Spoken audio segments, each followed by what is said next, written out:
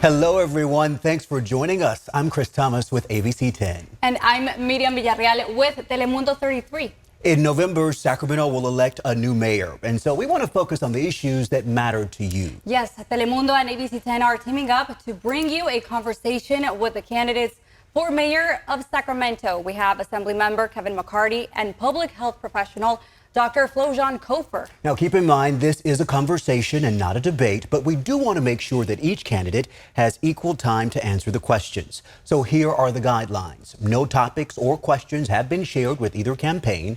Each candidate will have 1 minute to answer a question and 30 seconds for rebuttal. Dr. Cofer won the coin toss, so she gets to answer the first question. So we're going to go ahead and start with you, Dr. Cofer. The number one issue we heard from voters in Sacramento is homelessness. So, Dr. Cofer, what has worked right now and what has not worked to address the current issue? I think it's really important that we start with this because it is the number one issue. And part of what we know is that what is working is making sure that people have a place to go. And so that's the question that we're constantly asking ourselves, because right now our shelters are full and we don't have enough places for people to go.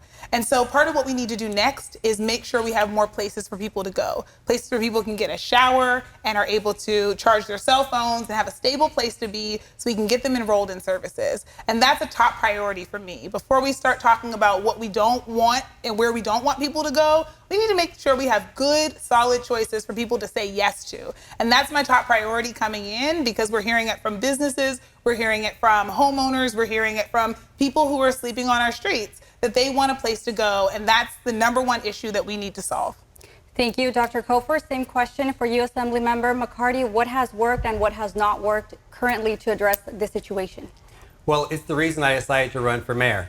I have kids who are in middle school and they're walking home from school and had to dodge encampments and dogs on ropes to get home. And that's not right for kids or any neighborhood. So we need to focus on more practical solutions to the issue. We've marginally been successful dropping the numbers since the last census, but we have a lot of work to do. What I would do is 5 things. Number one, I want to audit on day one our city budget where we're spending money on homelessness to make sure we're getting our biggest bang for our buck. Number two, we need to enforce the law. We can't have urban camping in city parks, in front of businesses, in front of neighborhoods. And we need to do that especially when other cities are cracking down. So we don't want more people coming to Sacramento. Number three, we need to find more practical places to put people. Not the Cadillac version that's $600,000 per individual. How about small tiny homes and vacant land across the city and the county of Sacramento? We need to work better with the county of Sacramento on behavioral health issues.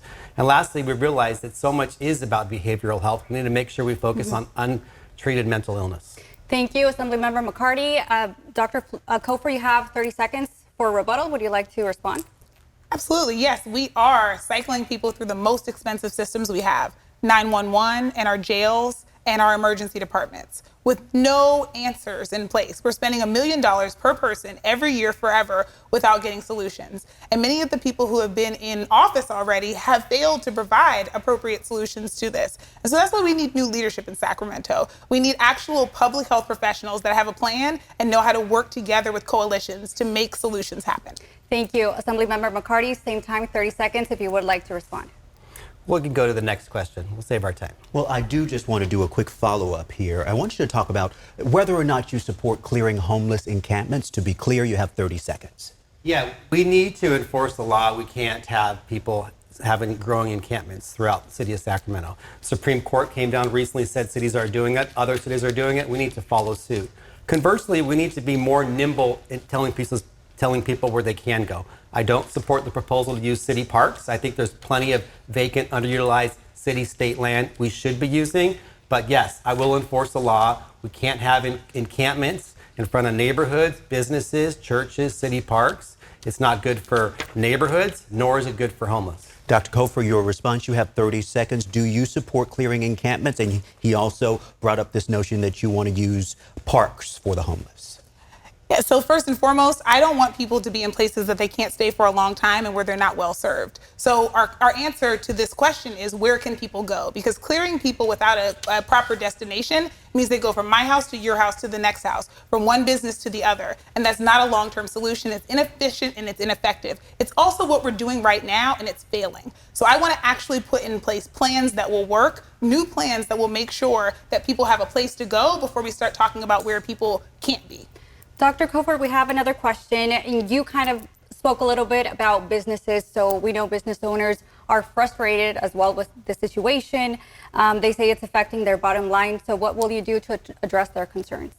Yeah, as a public health professional, we actually have solutions to this already. We have ways to be able to address the 200 to 300 hardest to reach people that, again, are costing us $1 million per person every year without a long-term solution. Except we already have Medi-Cal that can provide down payment assistance and wraparound services to make sure that people can be well cared for in the long time. Because many of these are people with complex needs and they need our support. And working with the business community to be able to do this, as well as our emergency service providers, is the best way to be able to have a long-term effective solution. Same question for you, Assemblymember McCarty. What's your message to those business owners who are concerned with the homeless situation? Yeah, I've talked to plenty of business groups, and the business groups engaged in this campaign have endorsed our candidacy. I have ideas to lower the barriers, to streamline building permits, to have zero fees for first year for small businesses in Sacramento. But the number one issue I hear from them is public safety and homelessness. Unless we get a handle on that and focus on the encampments and clean up our streets, people are going to continue to shop elsewhere, shop in different districts. We already see people shopping more online in Roosevelt Galleria. Unless we address the issue number one, it's going to be a major draw on our city of Sacramento. All right, thank you so much. We're going to move on to our next topic, next question. So we first with you, Assemblymember McCarty, the Sacramento Police Department currently has 76 sworn vacancies. What's your approach to deal with these vacancies? Well, I guess the big picture with police is when I was a city council member 15 years ago, we had 67,000 fewer people in the city of Sacramento and 49 more police officers. The grand jury came out last year and says we're a city in crisis with such low staffing. It's deeply troubling. We have vacancies on CHP cities up and down the state, from LA to San Jose, everywhere in between. So it's an issue hiring people in all kinds of fields. What I don't want to do is take money away from the city police department. I think that's a dangerous proposal, to take money away from the city police department. We need to focus on balancing our budget, and the economy grows, get back to staffing where we were 15 years ago. You know, we have more people, again, in our core of Sacramento, more protests, more activity, more people in these new neighborhoods, fewer police officers showing up at roll call to answer 911 calls. It's a serious crisis. We can't threaten having fewer officers on our streets. That's why I'm proud to have the support from our Police Officers Association to grow the police department. Thank you, Assemblymember McCarty. Same question for you, Dr. Cofer. What's your approach to deal with these 76 sworn vacancies that the Sacramento Police Department currently has? Yes, unfortunately, our police chief has said that there's nobody in the recruits in the academy to be able to fill these positions. So we have to work smart. We can't just continue to think that we're going to answer this question without being strategic about it. We have vacancies. We also know that 32% of our officers' time is spent on non-police tasks. I'd like that to be 100% so that they can drop their response times and really focus on the things that they were trained as well as hired to do.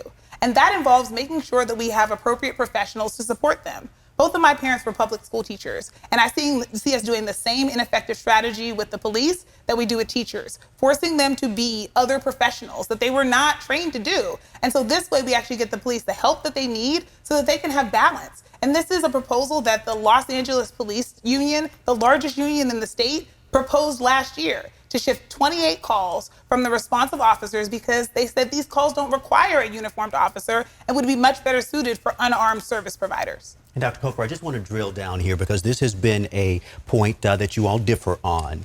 To be clear, you're saying that you believe that you should do what with those vacancies, and you're also suggesting that you believe that there should be some type of community force that should respond as opposed to police officers, correct? It's not so much a community force as it is we're taking some of those vacancies that we don't have anyone to fill, and instead of requiring our officers to do more overtime, we're shifting responsibility for several of the calls that police departments themselves have said don't require a uniformed officer, so someone else can respond. And that those people are trained professionals who can handle those calls. And it was a proposal that would only cost a few $1 million and would still allow there to be some money left over in the vacancies. And Assemblyman McCarty, I know that you seem to have called this a dangerous proposal, the notion of allegedly cutting the police department, you said. Your response, 30 seconds. Yeah, well, there's two things. So one, cutting the police department by $70 million, which has been proposed, I think would make our city less safe. But even the vacancy issue, which is a sliver of that, if you didn't have the resources, you couldn't pay overtime to officers to do double shifts. And currently that's what they do. Officers do want to do that to boost their overtime. So we'd have a roll call in the morning with, 20 or 30% fewer officers to respond to 911 calls. That would make the city of Sacramento less safe. So I don't think this is the right time to be cutting sworn officers who are serving the streets of Sacramento. Did you want a quick rebuttal, 30 seconds, Dr. Cofer? Yes. My opponent knows that I've never proposed cutting officers. What I've talked about is over time, shifting resources from just the police department to public safety overall. In the same way that emergency rooms are not all of healthcare, police are not all of public safety. Public safety also involves people's ability to be able to be on the street, moving around, traffic safety. It also involves violence prevention. And when we cut those, we actually make the officers' jobs harder without giving them the necessary support they need to create safety in our community. I am the fund public safety candidate because I want outcomes, not rhetoric. Okay, we will have more to say about this, I'm sure, but we do have other topics we need to cover. Let's talk about the affordable housing crisis. It's also a big concern. So what is your plan to tackle the problem? And please provide examples. Let's start with you, Assemblymember. Yeah, it's a top issue of my candidacy. I'm super concerned about the next generation staying here in Sacramento. I have teenage girls, and I'm concerned about their generation wanting to stay in Sacramento, being able to live here in Sacramento. So we need to make sure we don't lose our talent elsewhere. It's going to be a drain on our economy. So I want to do three things. My first day as mayor, I want to create a blue ribbon commission to focus on the building department to make it easier for apartment, multifamily, lot splits to build housing here in Sacramento, make that our competitive advantage. I also want to focus on our vacant state buildings downtown. I wrote the law that we're implementing right now, turning the EDD building into 500 affordable housing units. There are plenty of more state buildings downtown which we can do, and I'll zero in as mayor using my relationships and my experience. Lastly, I want to go back to the voters, like some Bay Area cities have done, and create a fund to help subsidize the building of more affordable housing, to help first-time home buyers buy housing in the first place, help students and seniors. We need to have all solutions on the table to deal with this cutting issue. Okay, Dr. Cofer, same question. You get 1 minute as well. What's your plan to tackle the affordable housing crisis? And please provide specifics. Yes, we need housing at all levels of affordability and attainability in our region. We need workforce housing. We also need some of the low-income housing. And when I was on the Measure U Community Advisory Committee as its chair, one of the things that we were pushing for was the promise made to voters the last time we asked them for their money, which was to be able to fund an affordable housing fund to be able to provide for these projects. And unfortunately, the city lied to voters and we didn't fund that affordable housing fund. And so part of what I want to do is make sure we're not going back to voters asking them for more money before we have had shown integrity with the dollars that we already asked for this purpose. And so that's priority for me. In addition, I don't just want the building department to work well, I want every department in the city to work well, because that allows us to be able to streamline our operations, making sure that you know exactly where you are in the process and we can have it done as quickly as possible. And then lastly, I want to make sure that as we're thinking about housing, we're thinking about retrofitting, marrying our climate goals with also our housing goals so that we're able to have good solutions. Okay, Assemblymember, I want to give you 30 seconds to respond, but I'm sure you want to drill down on this notion of the city lying to voters and how money is being spent and things of that nature, especially as you're calling for yet another fund. Well, during the great pandemic, we lost a lot of money for the general fund, and we used those resources to balance the budget, to keep the city from laying off police officers and firefighters. And I think we had to keep the city afloat. I wasn't here at the city council back then, but I applaud that decision. But going forward, we need to focus on what's the city we want to live in. We want to have more peace officers, more firefighters, adequately fund our parks and youth programs, but also focus on building housing. Again, this could be a critical issue and make or break for the future of Sacramento. More people are coming in from the Bay Area, and we're squeezing out people here, so we need adequate rental protections and all hands on deck building more housing. Okay, Dr. Cofer, 30 seconds. What we know in public health is that we live in one city and the decisions we make in one pot affect the others. And so when we made the decision to increase our police budget by $100 million between 2020 and 2024, we decided not to invest in violence prevention. We decided not to invest in affordable housing. We decided not to invest in our creative economy. And I think that was a mistake, because what we know is that those are things that also create safety. And so I want us to be able to have a robust, thriving city, not one that we're managing towards decline because we're stuck in old ways that are ineffective and have not worked for us. All right, now let's talk about the budget deficit. So as we know, this year the city had a more than $60 million budget deficit. We're going to start with you, Dr. Cofer. What will you do as mayor to avoid another massive budget deficit, and do you support raising taxes? I can start with, I do not support raising taxes because I think we need to do right by the dollars that we have. And we need to focus on two things. Number one, growing our revenue. Nothing is more frustrating than seeing a place like Rio City Cafe shut down at our waterfront while we're also saying we want to build up our waterfront, because the city was the slumlord that didn't do the maintenance necessary to keep them open. That means we lost their rental revenue and the tax revenue come in. That's going backwards. So I want to make sure that businesses here can grow their revenue, because that's good for the city as well, and it boosts us toward the future. But in addition to that, when I was on the Measure U committee 5 years ago, we knew about this recession. It was predicted in the 5-year projections. And we also had just seen the council pay a consultant company, Management Partners, for 39 process and efficiency recommendations to be able to make sure that we were streamlining our spending and avoiding budget shortfalls. And so it's frustrating to have given some of those as recommendations to the council, recommendations that would involve not having to cut any staff, and yet the council didn't take action on them, and we find ourselves in a predictable outcome once again. So my plan is to implement those. Thank you, Dr. Cofer. Now, Assemblymember McCarty, you also have 1 minute for this question. What will you do to avoid another massive budget deficit, and do you support raising taxes? Well, I'm not going to cut police funding, fire funding, or city parks. We need to focus on opportunities to look for efficiencies in the city of Sacramento budget. I am deeply concerned that we've had increases year after year in revenue, and we're facing a deficit. 15 years ago, when I was on the city council, we had the Great Recession, major drop in property tax, sales tax, massive foreclosures, and we had to make tough budget decisions. Now, that's not the case. So I want to use my experience as a former city council member, somebody who chaired a budget committee in the legislature for 9 years, looking at our ongoing revenue versus our expenditures to make sure we're balancing our core priorities and zeroing on that.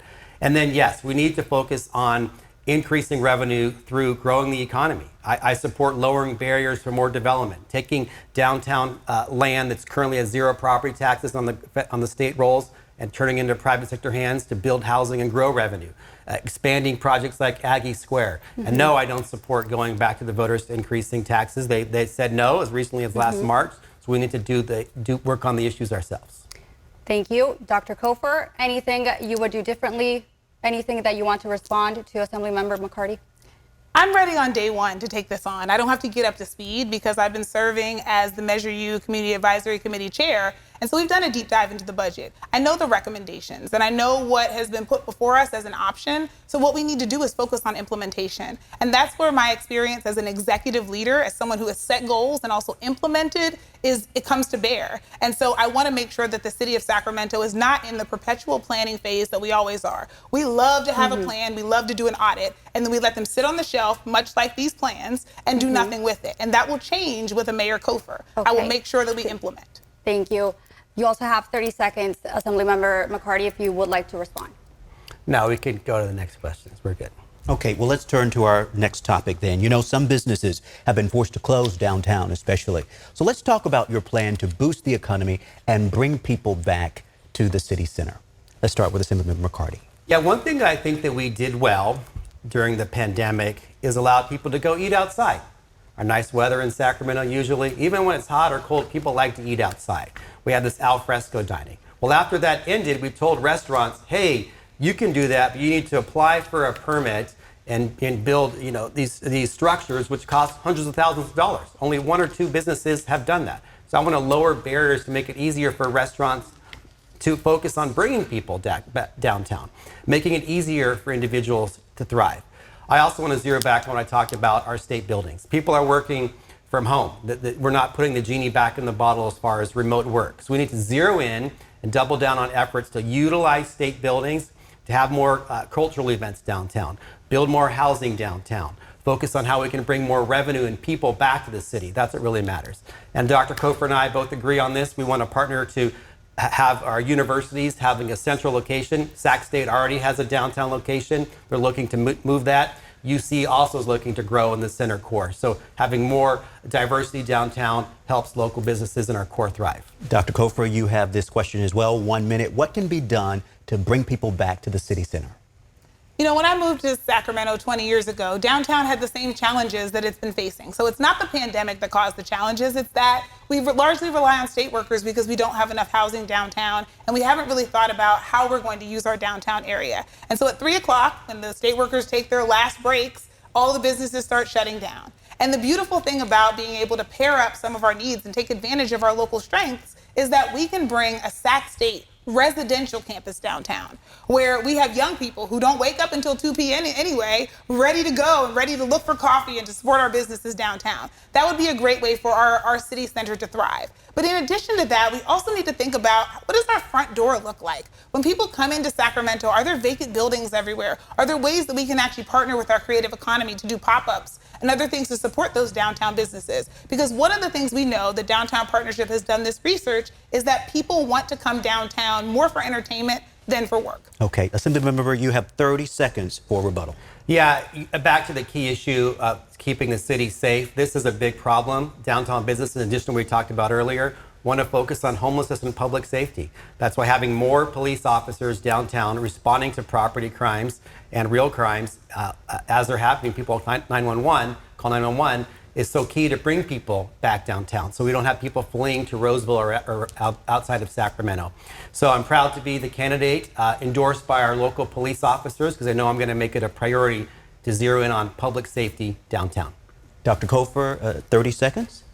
Justice for most Sacramentans is not somebody responding after a crime has happened or after they've been harmed. It's never being harmed in the first place. And prevention means keeping our downtown safe, not responding after something bad happens. And that's why I want to invest in the things that keep us safe. Having a robust, not empty downtown means that there's more people around. Making sure that we actually address homelessness means that we're reducing the things, the crimes of just survival that people are experiencing. And so that's what I want to do. I want to hone in on what are the levers that actually prevent things instead of constantly trying to respond. Again, nobody wants to receive their health care in an emergency room, and safety is not just responding after bad things happen. All right, thank you both for your answers. Now we're going to talk about migration. So as we know, our city, Sacramento, is a sanctuary city. And as the crisis at the border, southern border with Mexico continues, what will you do as mayor to prepare the city for the possibility of more migrants arriving here? And we're going to start with you, Dr. Cofer. I'm proud that I live in a city that says that people can come here and can be well cared for. And I want to make sure that we live up to that. So that means making sure that the people who are already here are certainly supported, and we're doing not the greatest job at that right now. We have thousands of people who don't have a place to stay. And so as we're thinking about new people coming in, I think the solutions are similar. We need to be making sure that we're expanding housing options. We need to be thinking about who our partners are who can help us with this. But we don't want to be a city that turns people away. We want to be a city that makes sure that we're not fighting individually over who we're going to help. We're making sure everybody who comes to our city has an opportunity, and everybody who comes to our city can be cared for and can be a part of our thriving future. And that's what I want to do. I want to partner with the organizations that are doing this work. I want to make sure that we have adequate places for people to go. And I want to make sure that we can honor our core values, which are that Sacramento is a wonderful place and one of the most diverse cities in the country. And we want to continue being that for many years to come. Thank you, Dr. Cofer. Assemblymember McCarty, same question. As mayor, what would you do to prepare the city in case more migrants arrive here? Well, even during the first wave several months ago in the prior years, it really wasn't a hot issue in Sacramento. But Sacramento is a city that always welcomes refugees. It's personal to me. I look at my teenage daughters, 3 or 4 of their grandparents are immigrants. So we need to make sure that we focus on supporting our immigrant community. Sacramento welcomed refugees in the 1970s after the fall of Saigon, in the 80s with Russia, later on with Afghanistan, Iraq, and in the recent wars, Ukraine. So Sacramento has always welcomed refugee communities. We have organizations that are here that make sure we work on the students to make sure they can thrive in the public school system, focus on individuals to get employment opportunities. So I think Sacramento has been a leader in this issue. I don't see it as a major draw in Sacramento. We're not a border city, but if we do get an example, like people sending a bus up here responsibly like we had a couple years ago, Sacramento will always rise to the occasion. Thank you for your answer, Dr. Cofer. Anything you would do differently? You would like to respond to something? You still have 30 seconds if you would like. I think this is an issue that Sacramentans agree on. It's one of the things that makes me very Sacramento proud. Assembly member, I want to make sure you have 30. Okay, perfect. We can move on. Well, we do thank you both for taking those questions. It's time now for just a quick break. Yes, we'll be right back with both of our candidates for mayor of Sacramento. November 5th is Election Day, and there are a lot of decisions to make, from choosing new lawmakers to changing how your tax dollars are spent. ABC10 is here to help you vote more informed, with simple explainers breaking down California's 10 ballot measures. Meet the local candidates and where they stand on issues. And we're visiting communities to help answer your questions. All the information in one place. Stream anytime on ABC10 Plus or visit abc10.com/vote. Welcome back to the conversation with the candidates for mayor of Sacramento. I'm Chris Thomas with ABC10. And I'm Miriam Villarreal with Telemundo 33. Dr. Flojean Cofer and Assemblymember Cofer and McCarty are answering our questions. That's right, and it's time now for closing statements. Dr. Cofer won the coin toss, so she will go first. You know, Sacramento is a wonderful place to live, and I want to make sure that we're capitalizing on all of the great things about being here so that we can build towards a bright, prosperous future.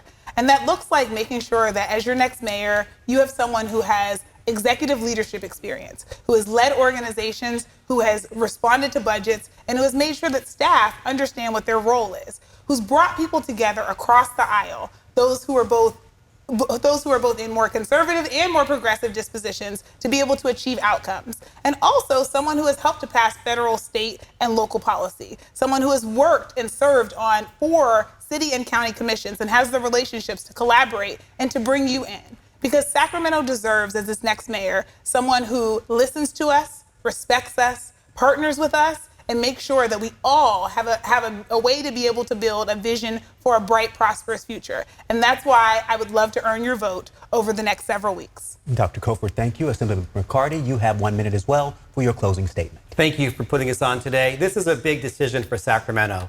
We're at a turning point for which direction we go. And I'm ready to lead our city on day 1 on December the 10th. I'm a lifelong Sacramentan. I love this community where we're raising our teenage girls. I think about them a lot as I run for mayor, because being mayor is not about today. It's about 5 years from now and 10 years from now. I want to make it sure as a city that thrives, we have safe neighborhoods, we have a vibrant economy, we have a fun city where people can participate in sports and music and culture and our food downtown.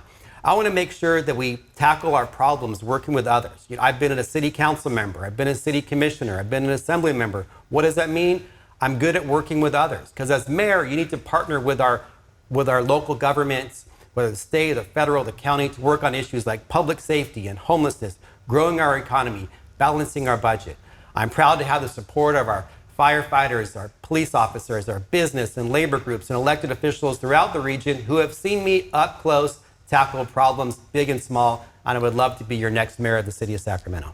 And that is indeed time. We thank you both for participating in the Sacramento mayoral conversation tonight. Again, I'm Chris Thomas with ABC10. And I'm Miriam Villarreal with Telemundo 33. Election Day is Tuesday, November 5th, so please go out and vote. Thank you very much. Have a good evening.